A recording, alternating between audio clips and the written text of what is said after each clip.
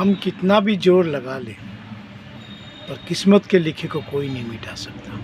हम कितना भी धन कमा लें पर मौत से हमें कोई नहीं बचा सकता। किस्मत का लिखा हुआ इंसान को हर हाल में ही भुगतना पड़ता है, चाहे वो अच्छे कर्मों का हिसाब हो चाहे बुरे कर्मों का हिसाब। लोग कहते हैं कि ज्ञान मत दीजिए, हम पहले से ज्ञानी हैं। कौन यहाँ किसको ज्ञान दे सकता है? जो अन्न खाता है उसमें बुद्धि ज़्यादा है।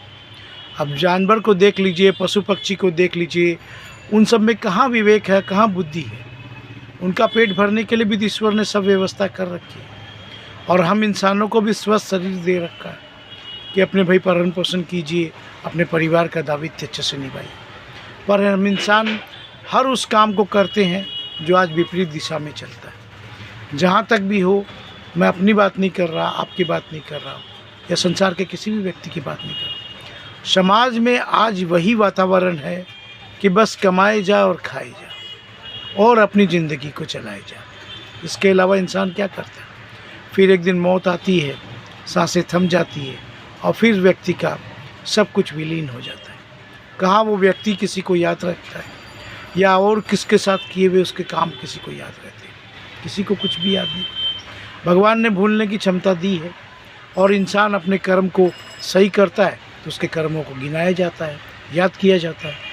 या उसके बुरे कर्म होंगे तो जाने के बाद पीछे से दो लोग गालियाँ ही बकते हैं या कुछ अपशब्द भी कहते हैं।